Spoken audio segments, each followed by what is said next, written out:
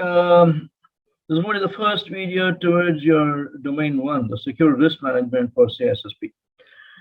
Now, what is security? Security is to protect something. Okay, so information security. Security is to protect the information. So the protection of an asset. This asset could be the human asset. Okay, the human asset cannot be valued. So it's an invaluable asset for any organization. The human asset.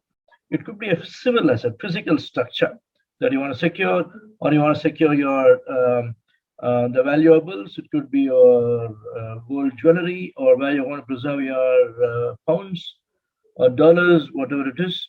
And it could be a car. It could be anything which is of value to you. Okay, so ideally, whenever in my class, when I ask people, okay, what is that you will secure the most at your home?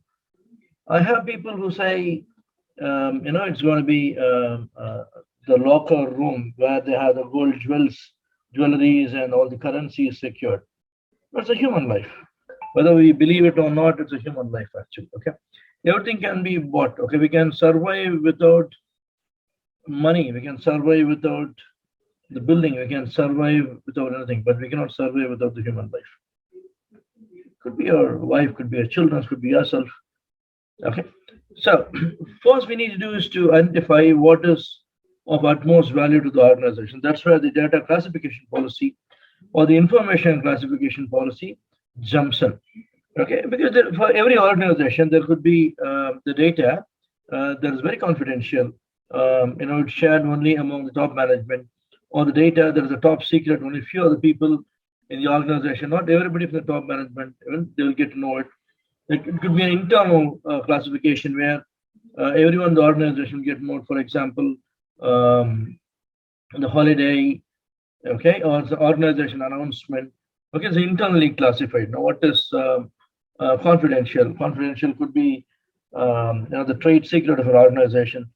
Okay, so we have confidential, we have this internal, we have, let's say, sensitive. Somebody's going on a leave and he has to specify an out of office message and out of office message with the details about the substitute in case until he or she returns to work.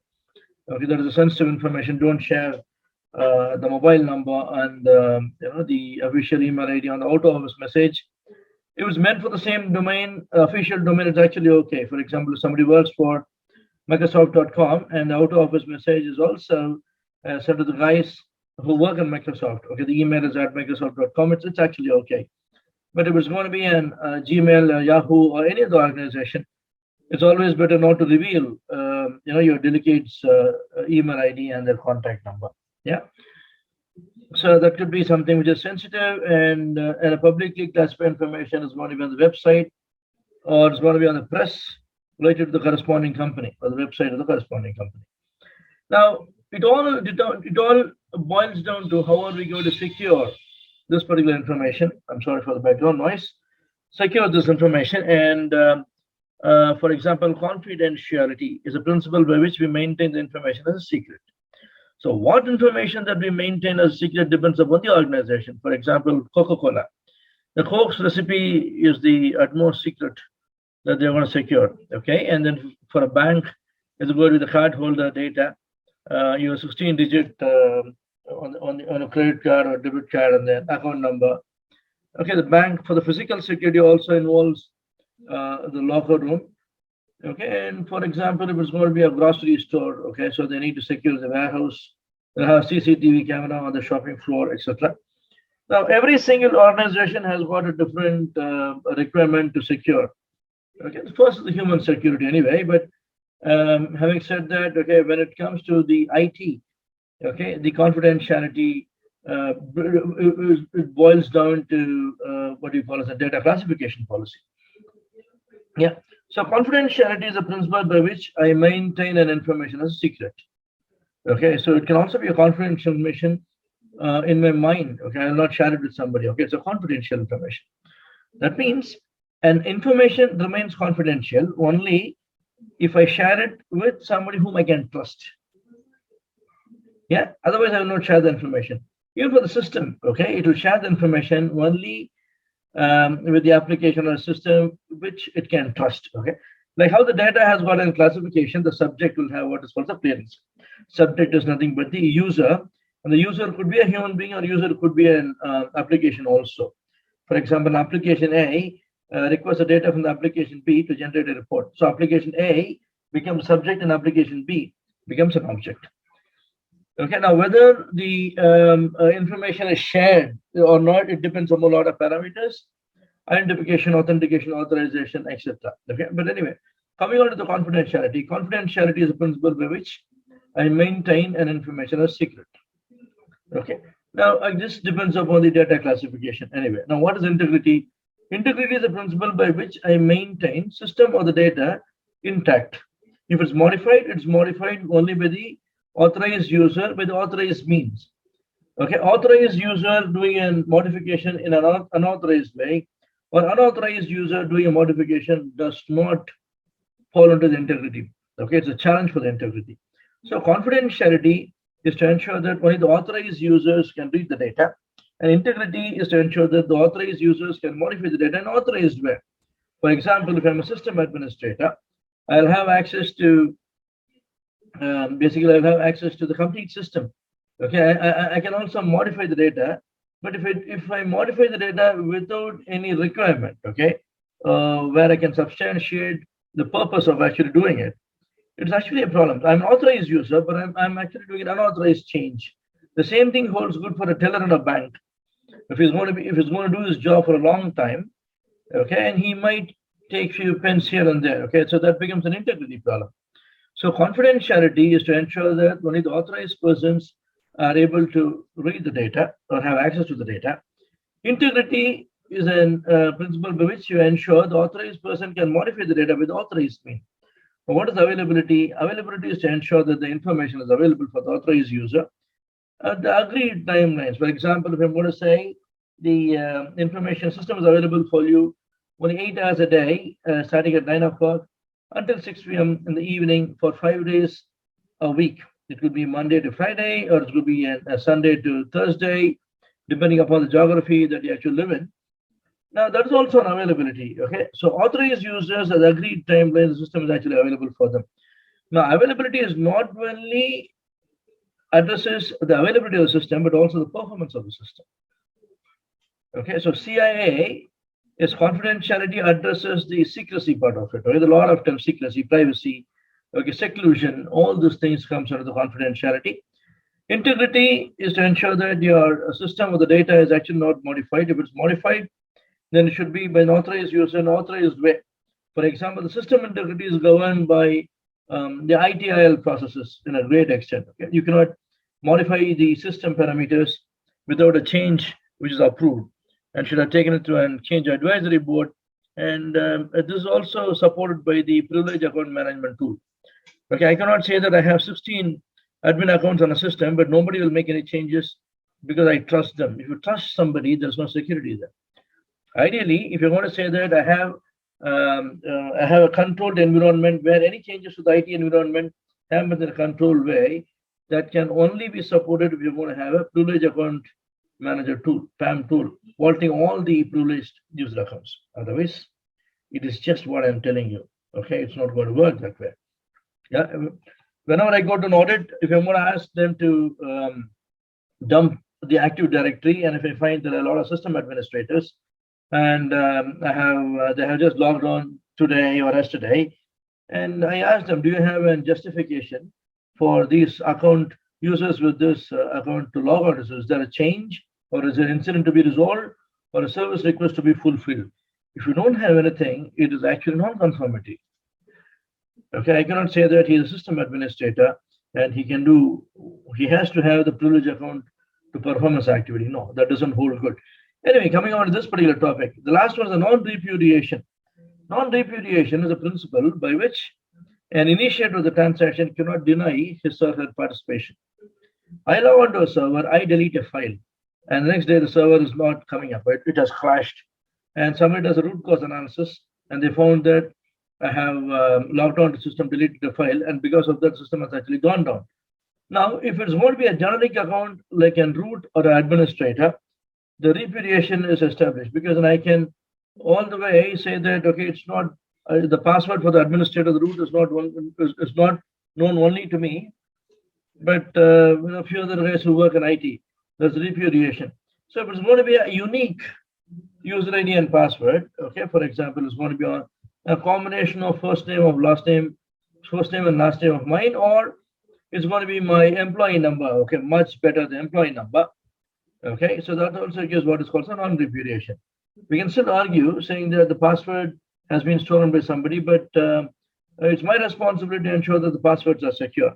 So in all the way, non-repudiation is something where I can establish an accountability to a person, and that person is not able to deny his or her participation on a transaction. Yeah, that is non-repudiation. Non-repudiation and accountability are like two sides of the same coin. Tracing an activity to an individual is an accountability, or to a subject is an accountability. That subject not in a position to deny his or her activity is non-repudiation. Accountability, non-repudiation, source, origin, authentication, they're all linked together as what we actually saw in the cryptography lecture videos. Yeah, now coming on to these are the goals of the information security. We'll add up accountability and auditing later. This is called the Parker in hex set. So if you look at this hex set, the top three is what we have covered now: confidentiality, integrity, availability. Now, what is authenticity? Okay, what authenticity is? What is the proof that this information has come from this particular subject? That is authenticity. So technically speaking, the authenticity is established with the digital signatures. Yeah, what is the digital signature? Encrypting the hash value with the private key of the sender. Okay, this is something that we have seen in the cryptography video. Okay, the series of videos actually. What is the possession? Who has actually got the data? Okay, is somebody who's possessing the data. For example, I have an application, and all my data resides on the application. Okay, the application is actually developed by an organization A, and they are storing the data with a cloud service provider on a cloud. Yeah, that means the possession is actually the cloud service provider. Only the application interface is provided by the application development team, the company A basically. Yes, so possession is who has got the data. What is utility? Okay, is the data that you're going to have, that you have with you, is it really useful for processing? For example, I have the data with me. Let's say the credit card details about about list of customers for a particular bank, but the credit card is valid for 5 years. Now the data that I have is of more than 5 years. Okay, I cannot use the data. That is number one. Number two, for example, if I have encrypted the data and I have lost the cryptography key, I cannot use the data. So there is also utility. So Parker in Hexed addresses authenticity, possession, and utility in addition to CIA, confidentiality, integrity, and availability. The opposing term for CIA, confidentiality, integrity, availability is disclosure. That's why we sign what is called a non-disclosure agreement whenever we need to maintain the confidentiality of the information or the organization where we actually work. And alteration is the opposite of the integrity. So alteration is it gets altered. Okay, the message gets modified. Or system integrity, the system gets modified, and it also, if a person is changing his words, there's also integrity problem. Okay, so he has been altered by somebody. He had been listening to somebody for the bad words or the bad ideas actually. Yeah, what is availability? Availability, the opposite of availability is destruction. Okay, so CIA, opposite of CIA is DAD. That doesn't like CIA. Yeah, so this is on the Parker in Hexed. So confidentiality supports the principles of what is called the least privilege. We will have a look at what is the least privilege and need to know, etc. Now, identity theft, confidentiality can be defeated by what is called as a spoofing. We'll be discussing about identification, authentication, and then authorization. The identification can be defeated by what is called as a spoofing, masquerading attack, one of the types of man-in-the-middle attack, impersonation attack. All this thing boils down to the same thing. Okay, it's an identity theft. Now, and let's assume that Ramesh is actually the authorized person to read the data, and I break the password of Ramesh, okay, and then I log onto a system. This is the identity theft. Okay, as we discuss the data classification ensures confidentiality, identification, authentication, authorization, and encryption ensures confidentiality. Okay, so let's dig deep onto it. Okay, identification. Identification is actually a claim. Okay, it's a claim. I claim I am so and so. Okay, it's identification. Identification can be defeated by spoofing, otherwise known as masquerading,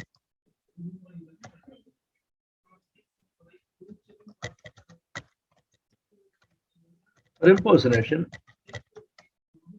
or man in the middle. What are the types of man in the middle? Or okay, spoofing, masquerading attack, impersonation attack, or man in the middle attack. And this should be it for the identification theft. Okay, I can act as if I am somebody else. Okay, next is authentication. Authentication can be broken by what is called the brute force. Oh.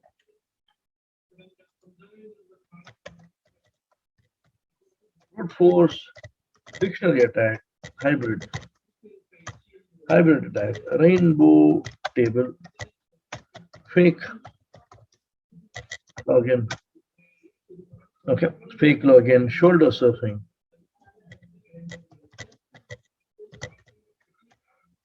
rainbow table, sniffing. Okay, what's the brute force? Brute force attack is to try all the password combination, okay, until you actually find the right password. Okay.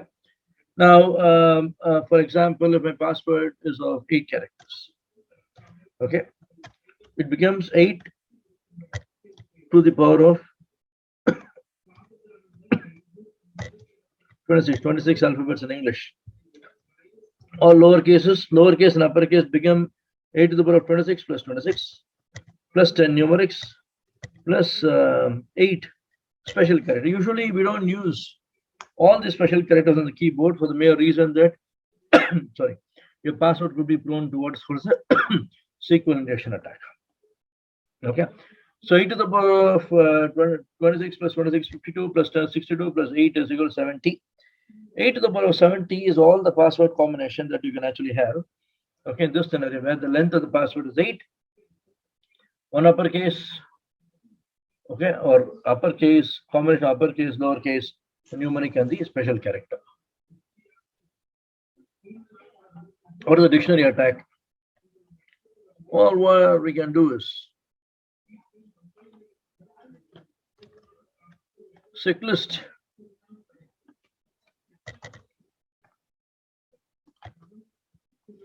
so beautiful collection of the password. Okay, so top 100 of top 10 million is given here. 1 2 3 4 5 6. Okay, password 1 2 3 4 5 6 7 8 QWERTY. Let me not go down. So there are a few bad words also in it. But again, so this, and if your password is going to be one of those, okay, which is listed by a cyclist, is going to be a dictionary attack. Okay, there are a lot of dictionaries. Okay, in fact, if you have Kali Linux, there's a word list, there's a separate folder, a lot of word list in there. Okay, you can also use that. So dictionary is the quickest to break, and brute force will take the long time to break. What is a hybrid actually? Hybrid is a combination of dictionary and the brute force. For example, holiday is a password, H0L1DIY, H0L1DIY, uppercase H0L1DIY, okay, uppercase H0L1, the @ y. Okay, all the password combination within the holiday, okay, is a hybrid. So hybrid will take less time as compared to brute force and more time as compared to dictionary. Now, what is the rainbow table? The rainbow table, the first column of the password, okay, first column of the, let's say, Excel sheet. Okay, for example, it's going to be password. P uppercase, next is password P lowercase, okay, and this is going to be MD5. Okay, it's going to be MD5, this is going to be SHA1. Okay, let's invoke a beautiful crypt tool. Open this. Password, individual procedure, hashing and word.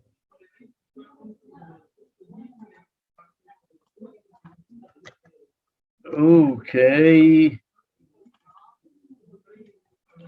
And what is the SHA-1 equivalent of this?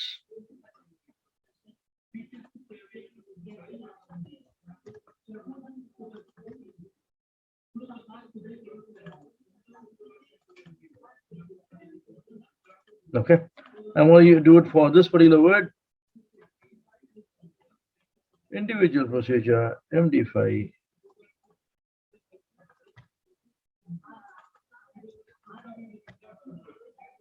Individual procedure, SHA-1.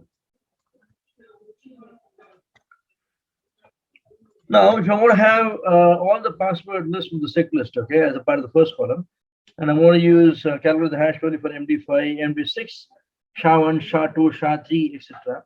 And have a, okay, for example, if you go down to this particular site,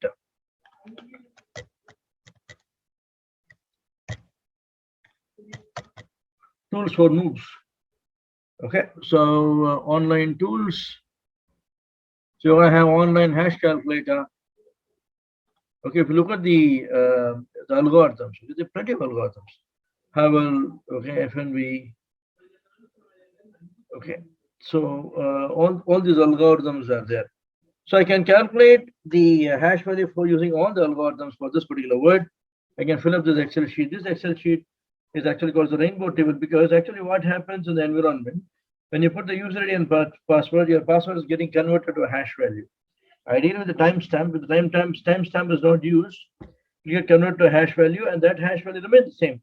If your password is password, I'm using MD5 as an algorithm for hashing to send it to the authentication server. Okay, if somebody is going to capture that in the transit and it is DC to 64 as what we are seeing here.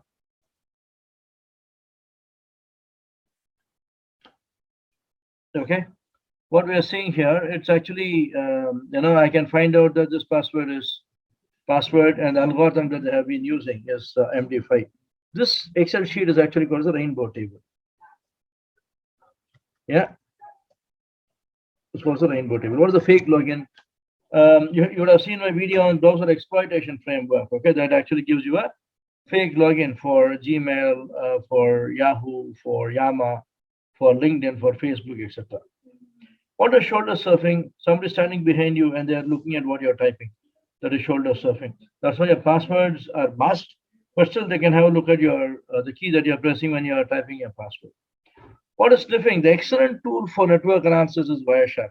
If the password is sent on the network as a hash without a timestamp or a plain text, okay, you can actually sniff it and you can match it. Okay, in fact, a similar strategy is used for air crack.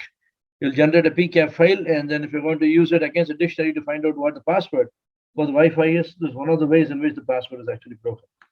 Okay, so I'll stop with this video today before I jump on to authentication attacks and authorization attacks and to touch upon the encryption part of it. Okay, so thank you very much for joining me. Stay connected. Happy learning CISSP and all the best to you.